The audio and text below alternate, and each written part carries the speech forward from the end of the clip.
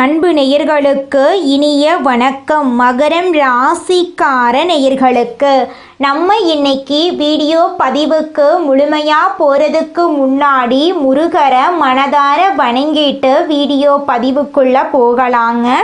ஓம் முருகா போற்றி, ஓம் முருகா போற்றி, ஓம் முருகா போற்றி. எனக்காக்கும் முருகனே போற்றி. நல்லதே நடக்கும், நல்லது மட்டும்தான் நடக்கும். நம்முடைய மகரம் ராசிக்காரங்களை பொறுத்த வரைக்கும் உரி விலகாத அம்பு போல குறிக்கோள் தவறாம இவங்க வாழ்ந்துக்கிட்டு இருக்காங்க.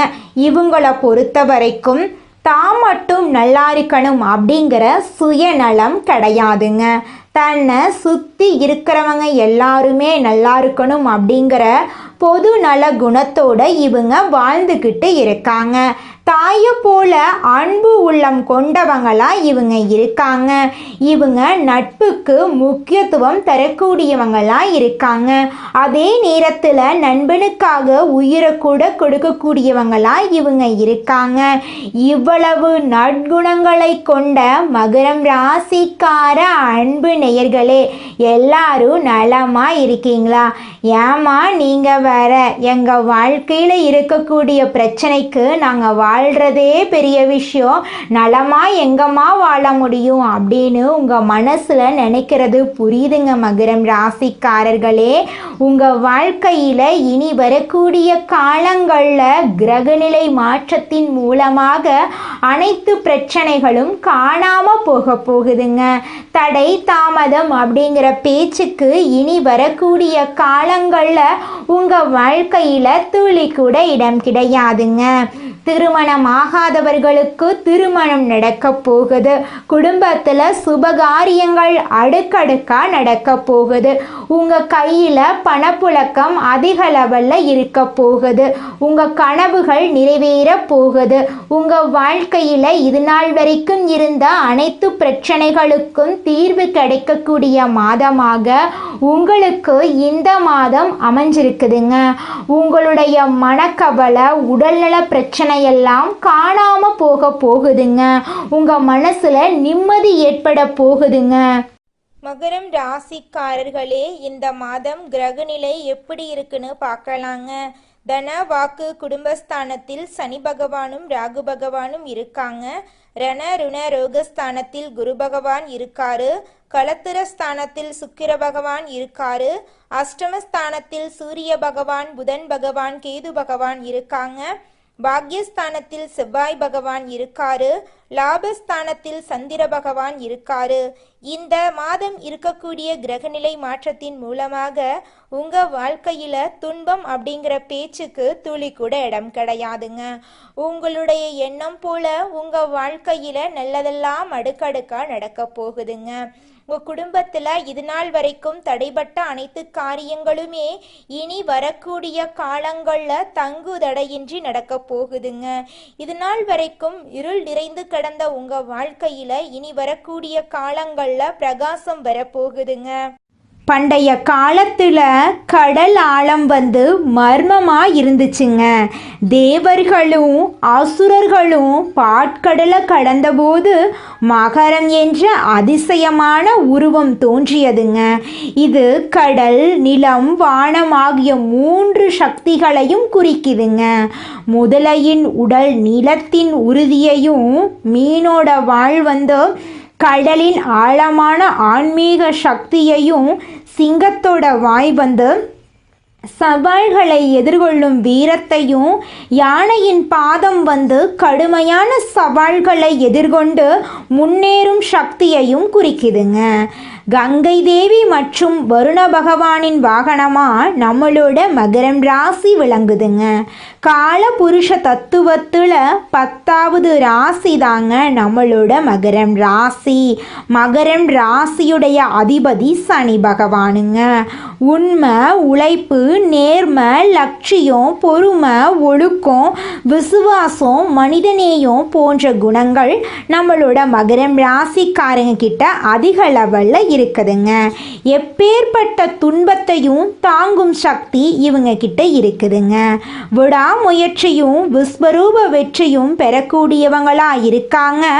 நம்மளோட மகரம் ராசிக்காரங்க ராசிக்காரங்களோட பலம் என்னன்னு பார்த்தீங்கன்னா பொறுமை, கடின உழைப்பு, நேர்மை, நியாயம், ஆதரவான செயல்திறன், நிர்வாகத்திறன், தன்னம்பிக்கை, கடமை உணர்வு உடையவங்க. இவங்க எந்த வேலையையும் பொறுமையாக முயற்சி செய்து முடிப்பாங்க. உண்மையின் சிகரமாக இருப்பாங்க. யாரையும் ஏமாற்ற மாட்டாங்க. குடும்பத்தை ஒழுக்கமாக நடத்தி சந்தோஷத்தை பெருக்குவாங்க. எந்த சிக்கல் வந்தாலும் தீர்வு காணும் தைரியம் இவங்க கிட்ட இருக்குதுங்க. இவங்களுடைய பலவீனம் என்னன்னு பார்க்கலாங்க. மகரம் ராசிக்காரங்க மிகுந்த கட்டுப்பாடு, சுதந்திரம் குறைவு, மிதமான சிந்தனை, தாமதம், அதிக பொறுமை, வாய்ப்புகளை இழக்கிறது, சுய நம்பிக்கை குறைவு போன்ற பலவீனங்களை கொண்டிருக்காங்க. இவங்க வாழ்க்கையில் ரொம்ப டிசிப்ளினாக இருப்பாங்க. இதனால் தனிப்பட்ட வாழ்க்கையில் ரிலாக்ஸேஷன் இல்லாமல் இருப்பாங்க. எதையும் யோசிச்சு தாமதமாக செய்வாங்க. சில நேரங்களில் வாய்ப்புகளை இழந்து விடுவாங்க. நான் செய்வது சரியா இருக்குமா என்று சந்தேகம் கொள்வாங்க. மகரம் ராசிக்காரங்களுடைய வாழ்க்கையில் இவங்க எந்த திசையில் தலை வைத்து படுக்கணும், தலை வைத்து படுக்கக்கூடாது அப்படிங்கிறத பற்றி பார்க்கலாங்க. மகரம் ராசிக்காரங்க தெற்கு திசையில் தலை வைத்து படுப்பது நல்லதுங்க. ஏன்னா தெற்கு திசை யமனுடைய ஆதிக்கம் இருக்குதுங்க. யமனும் சனி பகவானும் அண்ணன் தம்பி என்பதால் உடல் ஆரோக்கியம் மேம்படும், மனசில் அமைதி உண்டாகும், செல்வம் பெருகும். கிழக்கு திசையில் தலை வைத்து படுப்பது நல்லதுங்க. ஏன்னா கிழக்கு திசை சூரியன் உதிக்கும் திசை அப்படிங்கிறதால கல்வி, அறிவு, பிள்ளைகளின் முன்னேற்றம், தொழிலில் வளர்ச்சி, பதவி உயர்வு, அதிகாரம், அரசியல், அரசாங்க வேலையெல்லாம் கிடைக்கும். வடக்கு திசையில் தலை வைத்து படுக்கக்கூடாதுங்க. ஏன்னா பூமியின் சுழற்சியின் மூலமாக, காந்த ஈர்ப்பு விசையின் மூலமாக தலைவலி, தூக்கமின்மை, வருமானம் குறைவு, கடன் சுமை, மனக்கவலை. மேற்கு திசையில் தலை வைத்து படுத்தாலும் வாழ்க்கையில் எந்த ஒரு முன்னேற்றமும் இருக்காதுங்க. மகரம் ராசிக்காரர்களுக்கு சனீஸ்வர பகவான் அதிபதியாக இருக்கிறதுனால திருநள்ளாறில் இருக்கக்கூடிய சனீஸ்வர ஆலயங்களுக்கு போயிட்டு வர்றது நல்லதுங்க. தஞ்சாவூரில் இருக்கக்கூடிய பிரகதீஸ்வரர் ஆலயத்துக்கு போயிட்டு வந்தால் குடும்பத்தில் சண்டை சச்சரவு, கோர்ட்டு கேஸ் எதுவும் நடக்காமல் நன்மைகள் உண்டாகுங்க. சனிக்கிழமை நாட்களில் எள்ளெண்ணெய், கருப்பு உளுந்து, கருப்பு உடை தானம் செய்யுங்க. உங்கள் வாழ்க்கையில் இருக்கக்கூடிய துன்பங்கள் எல்லாமே காணாமல் போயிருங்க.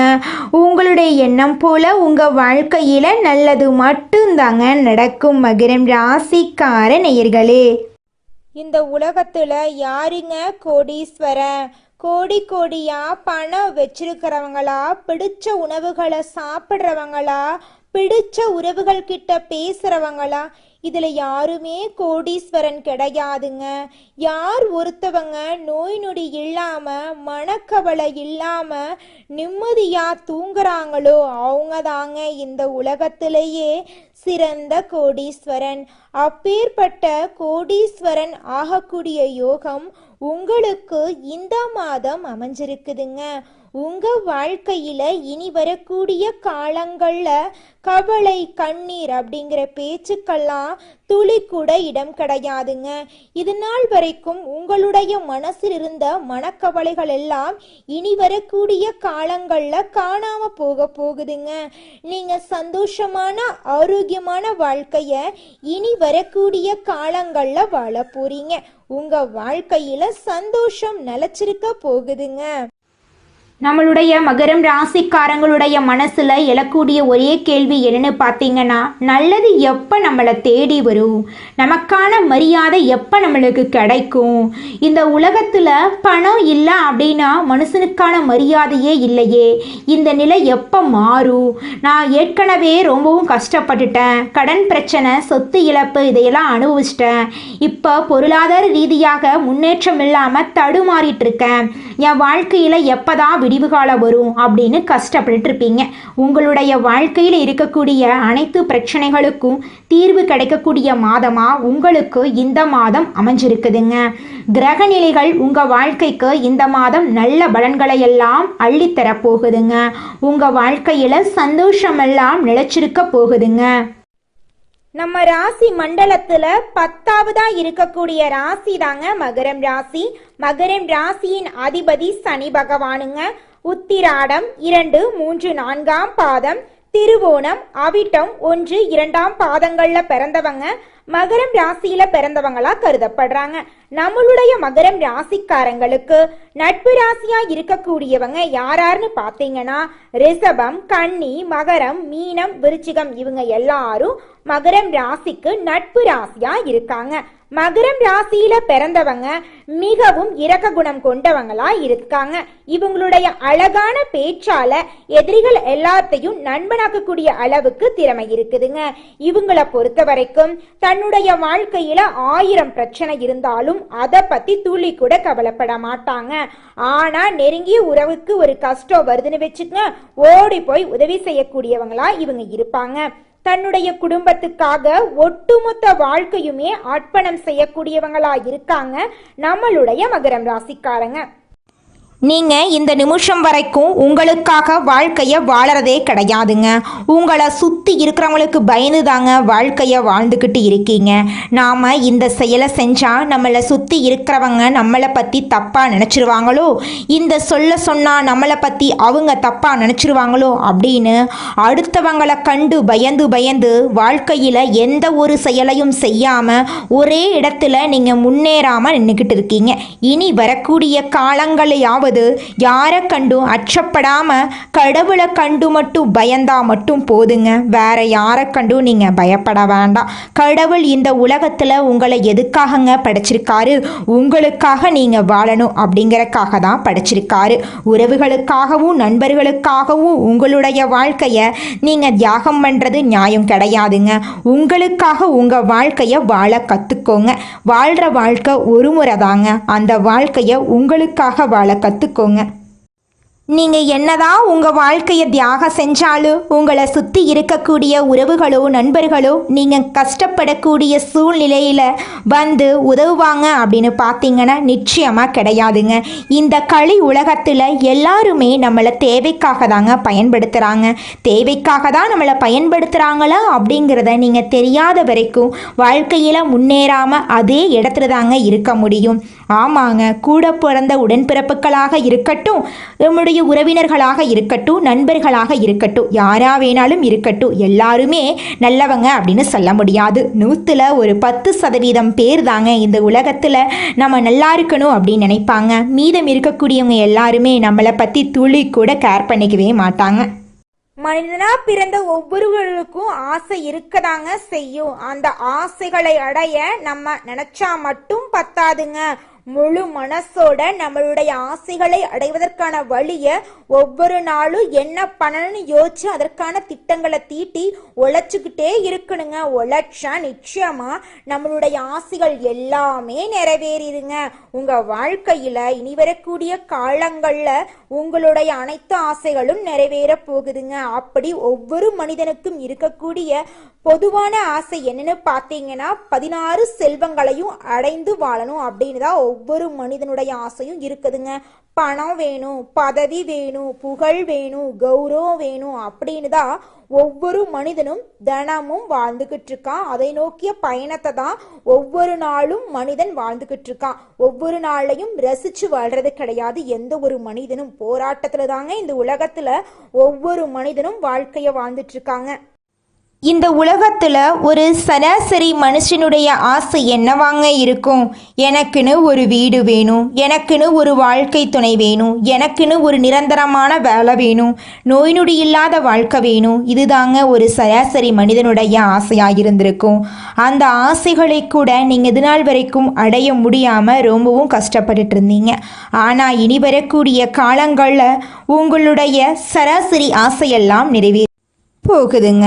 உங்களுடைய மனசில் இது நாள் வரைக்கும் பலவிதமான மனக்கவலை, உடல்நல பிரச்சனை, குடும்ப பிரச்சனை, பண பிரச்சனைன்னு நீங்கள் இது நாள் வரைக்கும் நிம்மதியாக தூங்க முடியாமல் ரொம்பவும் கஷ்டப்பட்டுட்டு இருந்தீங்க. ஆனால் இனி வரக்கூடிய காலங்களில் உங்களுடைய உடல்நல பிரச்சனை, மனப்பிரச்சனை, பணப்பிரச்சனை எல்லாமே காணல் நீராக மறைய போகுது. உங்களுடைய வாழ்க்கையே அழகாக மாறப்போகுதுங்க.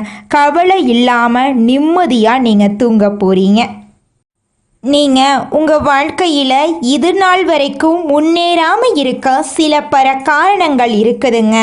காரணங்கள் என்னன்னு பார்த்தீங்கன்னா, நீங்கள் ஒருத்தங்கிட்ட பேசும்போதும் சரிங்க, ஒருத்தங்கிட்ட பழகும் போதும் சரி, அவங்க நல்லவங்களா கெட்டவங்களா, நீங்கள் நல்லா இருக்கணும்னு அவங்க நினைக்கிறாங்களா அப்படிங்கிற இடம் பொருள் ஏவல் அறியாமல் நீங்கள் எல்லார்கிட்டையும் யதார்த்தமாக இருக்கீங்க. நீங்கள் எல்லார்கிட்டையும் யதார்த்தமாக இருக்கிறது தப்பு கிடையாதுங்க. நல்லவங்க யாரு கெட்டவங்க யாருன்னு அறிஞ்சு செயல்படுறது உங்களுக்கு ரொம்பவும் நல்லதுங்க. உங்களுடைய குடும்ப ரகசியங்களையும் தொழில் ரகசியங்களையும் மற்றவங்க கிட்ட பகிர்றதுக்கு முன்னாடி 1க்கு 2 முறை ஆலோசனை பண்ணுறது உங்களுக்கு ரொம்பவும் நல்லதுங்க. ஏன்னா இந்த உலகத்தில் 190% பேர் நீங்கள் நல்லா இருக்கக்கூடாது அப்படின்னு தாங்க நினைப்பாங்க. அந்த 10% பேர் தான் நீங்கள் வாழ்க்கையில் முன்னேறணும் அப்படின்னு நினைப்பாங்க. அந்த 10% பேரை நீங்கள் கண்டுபிடிச்சு அவங்க கிட்ட உங்கள் வாழ்க்கையோட ரகசியங்களை சொன்னீங்கன்னா கூட உங்கள் வாழ்க்கையில் எந்த பிரச்சனையும் வராதுங்க. அந்த 90% பேர்கிட்ட நீங்கள் தெரிஞ்சோ தெரியாமலோ உங்கள் வாழ்க்கையோட நல்லது கெட்டதை ரகசியத்தை சொன்னீங்க அப்படின்னா அதுவே உங்கள் வாழ்க்கைக்கு பெரிய பிரச்சனையாக வர வாய்ப்பு இருக்குதுங்க. அதனால நீங்கள் ஒருத்தங்கிட்ட பேசும்போதும் பழகும்போதும் எச்சரிக்கையாக இருக்கணுங்க. உங்களை நல்லா இருக்கணும் அப்படின்னு நினைக்கிறாங்கல்ல, அவங்கள அறிஞ்சு செயல்படுறது உங்கள் வாழ்க்கைக்கு ரொம்பவும் நல்லதாக இருக்குங்க. குலதெய்வம் எங்கேயோ இருக்குது, என்னமோ இருக்குது அப்படிலாம் நீங்கள் நினைக்க வேண்டாங்க. நீங்கள் எங்கிருந்தாலும் ஒரு தீபம் ஏற்றி வச்சு அந்த தீப ஒளியில் தெய்வங்கள் இருக்கிறாங்க அப்படின்னு நினச்சி வழிபாடு செய்யுங்க. குலதெய்வமே தெரியாவிட்டாலும் வீட்டில் தீபம் ஏற்றி வச்சு ஏதாவது ஒரு நல்ல நாளில் குலதெய்வத்தை நினச்சி வழிபாடு செய்யுங்க. குலதெய்வ வழிபாடு குலம் காக்குங்க, குலம் தலைக்கும். முதல்ல குலதெய்வம், அப்புறம் இஷ்டப்பட்ட தெய்வம், அப்புறம் உங்களுக்கு விருப்பப்பட்ட தெய்வங்க. எந்த கோயிலுக்கு போனாலும் என்ன பண்ணாலும் ஏற்றமில்லை அப்படின்னு நீங்கள் சொல்லுவீங்க. தினமும் எந்திரிச்ச உடனே சூரிய பகவானை நமஸ்காரம் பண்ணுங்க. அவங்களுடைய அனுகிரகம் இருந்தா போதும். மற்ற கிரகங்கள் எல்லாம் சாதகமா இல்லைனா கூட பரவாயில்ல, அந்த சூரியனுடைய பிரகாசம் உங்க வாழ்க்கையவே பிரகாசமா மாத்திருங்க. அந்த வெளிச்சம் உங்களை வந்து சேருங்க. உங்க வாழ்க்கையில் இருக்கக்கூடிய கண்ணீரெல்லாம் கரைஞ்சு போயிருங்க. அடுத்ததாக நம்முடைய மகரம் ராசியில் இருக்கக்கூடிய ஒவ்வொரு நட்சத்திரக்காரர்களுக்கும் இந்த மாதம் எப்படி இருக்குன்னு பார்க்கலாங்க. நம்முடைய மகரம் ராசியில் இருக்கக்கூடிய முதல் நட்சத்திரம் உத்திராடம் 2, 3, 4ஆம் பாதம். உங்களுக்கு இந்த மாதம் எப்படி இருக்குன்னு பார்க்கலாங்க. உத்தியோகத்தில் இருக்கிறவங்க முன்னேற்றம் அடைய போறீங்க. நிலுவையில் இருக்கக்கூடிய தொகை வந்து சேரப்போகுது. சிலருக்கு வேலை மாற்றம் உண்டாக போகுது. கணவன் மனைவி உறவு மகிழ்ச்சிகரமாக இருக்க போகுது. குடும்பத்தில் மதிப்பு மரியாதை அதிகரிக்க போகுது. தெய்வ நம்பிக்கை கூட போகுதுங்க. உங்களுடைய ஆசைகள் எல்லாமே நிறைவேறக்கூடிய மாதமாக இந்த மாதம் அமைஞ்சிருக்குதுங்க. அடுத்ததாக நம்முடைய மகரம் ராசியில் இருக்கக்கூடிய நட்சத்திரம் திருவோணம். உங்களுக்கு இந்த மாதம் எப்படி இருக்குன்னு பார்க்கலாங்க. உறவினர்கள் நண்பர்கள் மூலமாக உங்களுக்கு உதவிகள் கிடைக்க போகுது. பிள்ளைகளின் நலனில் அக்கறை காட்ட போறீங்க. பெண்கள் திறமையாக சமாளித்து எந்த பிரச்சனையிலும் சாதகமான முடிவை பெற போறீங்க. இழுப்பறியாக இருந்த காரியங்களில் எதிர்பாராத திருப்பம் ஏற்பட போகுது. மாணவர்களுக்கு தேர்வுகள் பற்றிய பயம் நீங்க போகுது. கல்வியில் முன்னேற்றம் ஏற்பட போகுது. குடும்பத்தில் சந்தோஷமான நிகழ்ச்சிகள் நடக்க போகுதுங்க. அடுத்ததாக நம்முடைய மகரம் ராசியில் இருக்கக்கூடிய நட்சத்திரம் அவிட்டம் 1, 2ஆம் பாதம். உங்களுக்கு இந்த மாதம் எப்படி அமைஞ்சிருக்குதுன்னு பார்க்கலாங்க. இன்று எல்லா காரியங்களிலும் உங்களுக்கு நன்மை உண்டாகுங்க. செய்யும் தொழிலில் சிறப்பு ஏற்பட போகுது. நண்பர்கள் மூலம் உதவிகள் கிடைக்க போகுது. உங்களுடைய ஆசைகள் கனவுகள் எல்லாமே நிறைவேற போகுது. உங்கள் வாழ்க்கையில் சந்தோஷம் நிலச்சிருக்க போகுது. உங்களுடைய மனக்குழப்பம் நீங்க போகுது. உங்கள் வாழ்க்கையில் இந்த மாதம் மேலும் நல்லதெல்லாம் நடக்க நீங்கள் செய்யக்கூடிய பரிகாரம் என்னன்னு பார்த்தீங்கன்னா, உங்கள் வீட்டுக்கு பக்கத்தில் இருக்கக்கூடிய முருகர் ஆலயத்துக்கு போயிட்டு முருகரை மனதார வணங்கிட்டு வாங்க. உங்கள் வாழ்க்கையில் இருக்கக்கூடிய அனைத்து பிரச்சனைகளும் காணாமல் போயிருங்க. உங்களுடைய எண்ணம் போல் உங்கள் வாழ்க்கையில் நல்லது மட்டும்தாங்க நடக்கும். நன்றி, வணக்கம்.